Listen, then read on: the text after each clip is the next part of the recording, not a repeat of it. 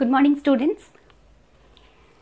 Yeah, Lalita ma'am is back with another video, that is the continuation video of previous video. Okay, whatever it may be. I just wanted to talk a little thing to you. Okay, are you following the best practices, dear children? Okay, in learning processes. Okay, do you know what are the best practices students should follow? Okay, to get happy and good learning. Okay, if you wanted to have a good learning outcome, okay, so what are the best practices to be followed? Okay, I'll just tell you, I'll just share with you one or two points. Okay, so the first thing which you can able to have a very good learning, okay, when teacher is telling a lesson, okay, the best way you learn the lesson is to write running notes. Okay, that is the best practice. Okay, and just writing running notes is not a good thing. Some children will write that in such a way that without listening what the teacher is telling, they keep scribbling something. Okay, that is not considered to be the best practice. You need to listen and write the points in short. Okay, if the points are coming from your mind, then definitely whatever the teacher is telling and whatever you are writing matches with each other, and at the same time that forms an impression into your mind. Okay, so the best way to write running notes is to listen to the teacher carefully and pen down the points whatever are important. Okay, so that is one of the best practices children has to follow. Okay, while listening to a lecture. Okay, and next, best practice number 2. Okay, so whatever the thing that has been understood by you, okay, you try to write like a mind mapping. Okay, like a flow chart or like a mind mapping. If you write, okay, that also forms an impression into your mind and you can remember the concept for long time. Okay, so that is point number 2. And next, after writing that what we call mind mapping or something, okay, some flow chart or whatever it may be, okay, you need to discuss, if possibility is there, have a peer discussion. Okay, you discuss the concept with your friends. The more you discuss, okay, the more the knowledge will be shared as well as developed also. The more you share your knowledge, okay, the more it will be developed. Okay, so peer discussion. Okay, if in and around your surroundings, if your friends are there, try to discuss with them. Okay, instead of just chit chatting about the unnecessary stuff. Okay, you just discuss a little concept with your friends. Okay, so that you can remember the concepts for long time and you can reproduce the concepts within the given time. Okay, so like this you have certain best practices are there. Okay, so request all the children, those who are away from what we call teacher interaction. Okay, away from teacher interaction, if you follow these tips, okay, definitely whatever that is being learned by you, it will remain in your mind for long time. Okay, so now let us go into our topic. What is the topic? Today the topic for us is equivalent weights of bases and salts. Okay, so it's a small topic only because it is having just, if you learn with the examples, that is enough. Okay, so let us start with the topic of what? Equivalent weights. I was uploading the concept of equivalent weights. Almost 2 videos were uploaded. One for elements, how to calculate. Okay, and second is for acids, how to calculate. Okay, now we are going to learn about equivalent weight, how to calculate for bases and for salts. Okay, so let us go into the topic. Okay, equivalent weights. Equivalent weights for bases. Okay, equivalent weight for bases. Okay, so to find the equivalent weight for bases, the formula is, okay, formula mass of the base by formula mass of the base. Formula mass of the base by acidity of that base. Acidity. Okay, as how we have learnt about basicity in case of acids, bases will have acidity. Okay, so what is acidity? Means the number of hydroxyl ions that can be displaced when 1 mole of a base is made to dissolve in water. Okay, the number of hydroxyl ions, okay, that can be displaced when 1 mole of a base is made to dissolve in water. When 1 mole of a base is made to dissolve in water. Okay, so this you call it as what? It's acidity. Okay, so hydroxyl ions means what? OH minus ions. Okay, hydroxyl ions are what? OH minus ions. Okay, like any of the base if you take, like for example, NaOH if you take, okay, when it is made to dissolve in water, it gives what? Na plus and OH minus ions. The number of OH minus ions that can be displaced when 1 mole of a base is made to dissolve in water, you call it as its acidity. Okay, so simple. Equivalent weights can be found out by formula mass of the base by acidity. Okay, so accordingly based on the acidity of bases, you have 3 types of bases are there. Monoacidic base, diacidic base, triacidic base. Okay, 3 types are there. Monoacidic bases. Okay, monoacidic bases. So what are there? With acidity 1. Okay, acidity is 1. What are the examples? Just now as we have learnt, NaOH. Okay, NaOH is the best example you can take. KOH is the best example you can take. And even ammonium hydroxide also, the weak base. Okay, NaOH, KOH and NH4OH. These 3 are what? Monoacidic bases. Okay, so equivalent weight for NaOH. Okay, it is equal to what? Formula unit. Formula mass by acidity. Please remember the formula. Formula mass means what? Molecular mass only. Okay, so molecular mass of NaOH, you know it is 40. Okay, the molecular mass of NaOH is how much? 40. And here NaOH gives 1 OH minus ions as I already have written here. So acidity is 1. Okay, so 40 by 1, equivalent weight of NaOH is 40 only. Okay, same like that KOH if you take.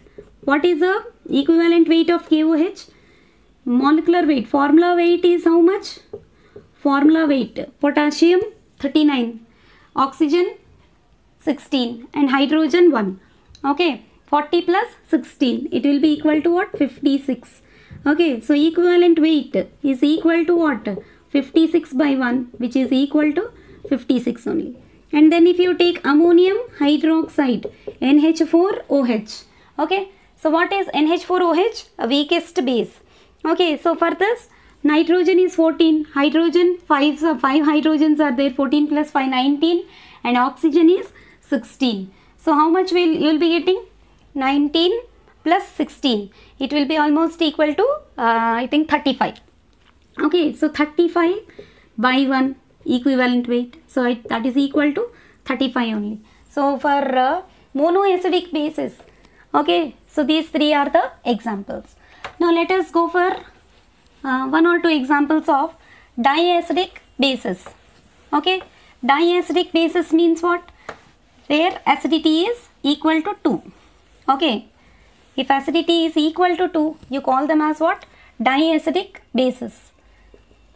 Diacidic bases. Okay, now diacidic bases. Examples are what? Second A group elements you can take. Calcium hydroxide. Okay, magnesium hydroxide. You can take them as what? Examples for diacidic bases. Calcium hydroxide.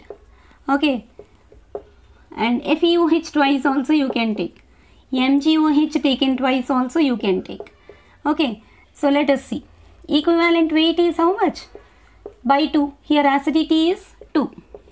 Okay, in these cases acidity is 2. So equivalent weight of calcium hydroxide, if you take, you know its molecular weight is 74. Okay, formula mass by acidity. This is the common formula. Formula mass by acidity. So formula mass for calcium hydroxide, it is, you know that it is 74. So 74 by 2, it gives what? 37. Okay, 37. Okay, similarly for FeOH taken twice, like that anything you can even calculate. Equivalent weight of FeOH taken twice. Again the same thing. Iron, you know it is 56.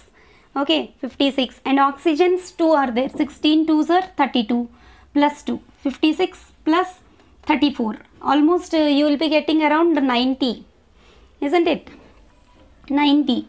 So equivalent weight of FeOH taken twice is 90 by 2, which is equal to what? 45.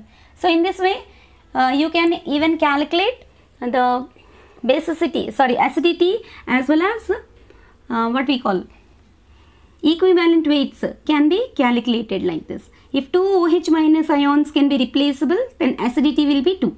Okay, and such kind of bases are called as what? Diacidic bases. Okay, so then what are the examples of triacidic bases?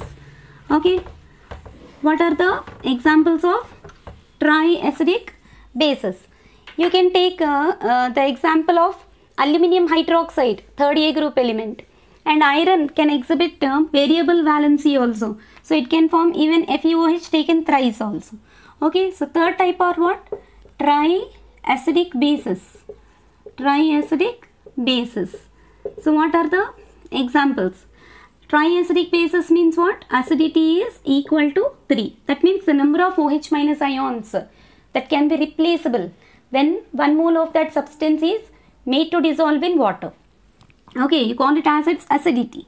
So examples are what? First example you can take is aluminum hydroxide, AlOH taken thrice. Okay, and then second example you can take FeOH, ferrous hydroxide, ferric hydroxide. This is what? Ferrous hydroxide. FeOH taken twice is ferrous hydroxide. If less valency is there, the suffix will be us. If more valency is there, the suffix will be ik. Okay, so ferric hydroxide and aluminum hydroxide. So if you go for aluminum hydroxide, its formula mass is how much? Its formula mass is found to be 78. Okay, aluminum is 27, oxygen is 16, 3 oxygens are there, 48, and hydrogen is 1, 3 hydrogens are there. Okay, so total if you do, you will be getting how much? 78. Okay, so formula mass of aluminum hydroxide, okay, is how much? 78. Okay, and here base acidity is how much? 3. So 78 by 3, you will be getting how much? 26. Okay, acidity is 3. So equivalent weight of AlOH taken thrice, aluminum hydroxide, you can take it as what? 78 by 3, which is equal to 26. Same like that you can even calculate for FeOH taken thrice also. Okay, triacidic base. Acidity is what? 3. Okay, so for FeOH taken thrice, you will have 107. Okay, 107. For formula mass of FeOH taken thrice, okay, it is equal to what? 107. And equivalent weight will be how much? 107 by 3, because it is triacidic base. Okay, so 107 by 3, how much you will be getting, dear children? It is almost equal to 35.6. Okay, now 35.6. Okay, so like this, for 3 types of bases, monoacidic bases, diacidic bases, and for triacidic bases, this is the way you calculate equivalent weights, and these are the some examples. Okay, next we go for equivalent weights for salts. Same procedure. Okay, we'll go for the equivalent weights, examples for equivalent weights for salts.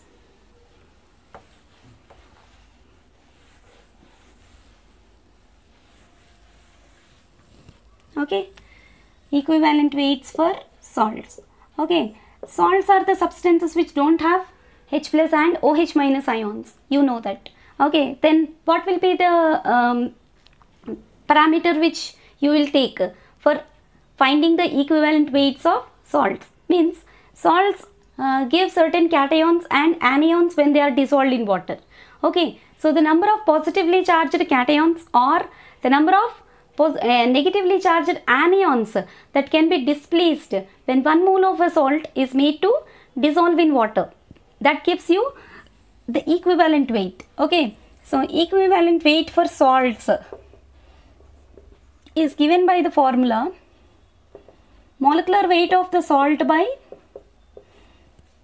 molecular weight of the salt by the total number of cations or anions that are being present inside the salt. Okay, now the total number of anions or cations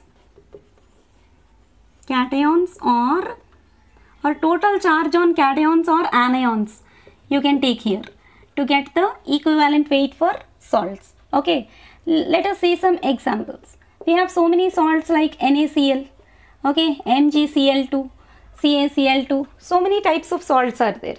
Okay, chloride salts, sulfate salts, okay, K2SO4, sulfate salts are there, nitrate salts are there. Like that you have so many examples are there for salts.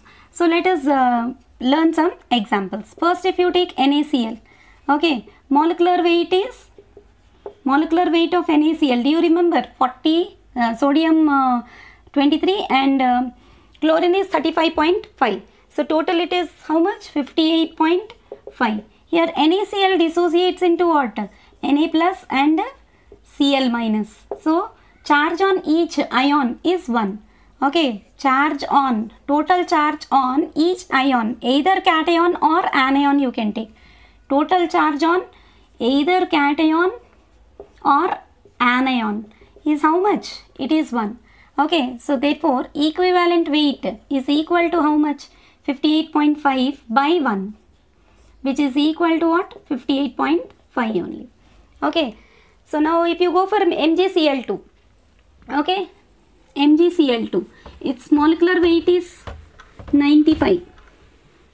Okay, if you go for MgCl2, magnesium chloride, okay, magnesium is a second A group element. Okay, it gives +2, cation charge is +2. Okay, example 2, magnesium chloride, formula mass or formula weight is how much? 95, I think. Okay, 95, because magnesium is 24 and chlorine is 35.5.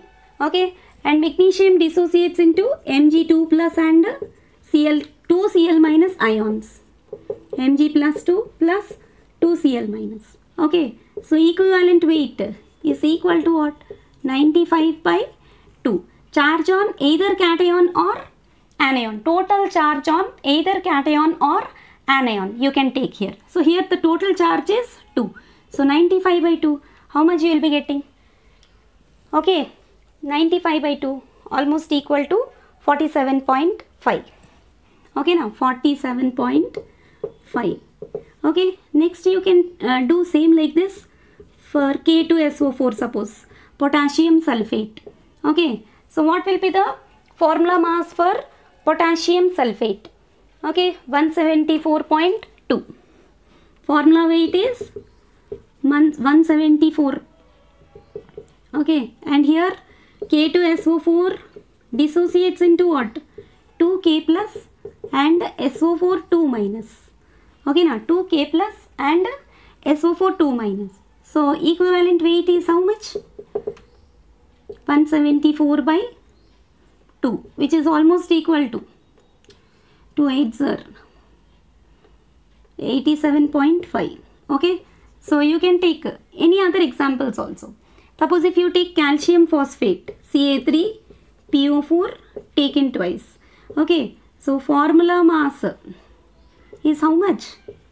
Formula mass for calcium phosphate is 310. And charge is how much? How this calcium phosphate dissociates?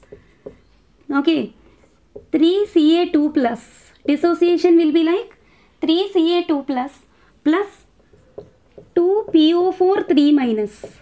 Okay, 3 calcium ions and 2 phosphate ions. So total charge for 2 calcium ions, for 3 calcium ions, charge is 6. Okay, each calcium is having +2 charge. Like that you have how many? 3 calciums are there. So total charge, what you have to write here? Total charge on cation or anion. Okay, total charge on cation or anion will gives you the equivalent weight. So equivalent weight of calcium phosphate is 310 by 6 you have to take. Here 3 calcium atoms are there. Each is having +2 charge. Okay, so 6 is the total charge on each cation or anion is equal to what? 6. So equivalent weight is how much? 310 by 6, which is equal to what? 51.6. Okay, so in this way you are going to calculate equivalent weights of what we call salts. Okay, so in this video we have learnt about what? Equivalent weights of salts as well as bases also. Okay, in the next coming video we will be learning about how to find equivalent weights for oxidizing and reducing agents. Okay, until then please follow the best practices which I told you. Okay, keep learning, happy learning, all the best. Your hard work is your superpower. Thanks for watching. Bye.